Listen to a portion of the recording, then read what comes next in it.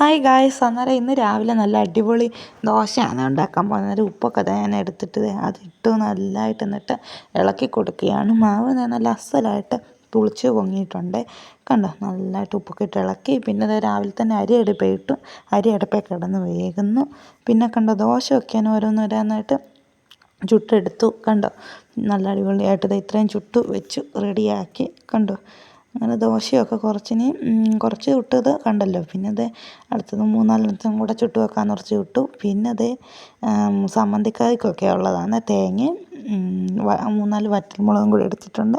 അതും കൂടെ ശകലം കൂടെ വെള്ളം ഒഴിച്ച് നല്ലതായിട്ട് അരച്ചെടുത്ത് നല്ല അടിപൊളി സമ്മന്തിക്കറിയും കൂടെ ഉണ്ടാക്കാം. അന്നേരം സമ്മന്തിക്കറിയാണ് ദോശയുടെ കൂടെ. അങ്ങനെ അതെല്ലാം നല്ലതായിട്ട് അരച്ചെടുത്തിട്ടുണ്ട്. ഇനിയും കടുക് പൊട്ടിക്കാനുള്ളതെല്ലാം ഞാൻ അരിഞ്ഞ് റെഡിയാക്കി വെച്ചിട്ടുണ്ട്. കണ്ടോ, ഉള്ളിയും വറ്റൽമുളകും കറിവേപ്പില ഫ്രഷ് അല്ല, ഉണങ്ങിയ കറിവേപ്പിലയാണ്. അങ്ങനെ കടുകൊക്കെ വറുത്തെല്ലാം റെഡിയാക്കി അരപ്പൊക്കെ തേങ്ങ അരപ്പെല്ലാം ചേർത്ത് നല്ല അടിപൊളി സമ്മന്തിക്കറി റെഡിയായി. കണ്ടോ, ഉപ്പൊക്കെ ഇട്ട് നല്ല അടിപൊളി സമ്മന്തിക്കറി റെഡിയായി. അന്നേരം നല്ല ദോശയും സമ്മന്തിക്കറിയാണ് രാവിലെ. കണ്ടോ, അന്നേരം ഇവിടെ നല്ല മഴയായിരുന്നു. ഒരു 5:30 ആയപ്പം വെളുപ്പിന്. കണ്ടോ, നല്ല മഴയും നല്ല തണുപ്പാണ്. അന്നേരം ചൂടോടെ ദോശയും സമ്മന്തിക്കറി. അന്നേരം വീഡിയോ ഇഷ്ടപ്പെട്ടെങ്കിൽ ലൈക്ക് ചെയ്യണം, സബ്സ്ക്രൈബ് ചെയ്യണം, കമൻറ്റ് ചെയ്യണം.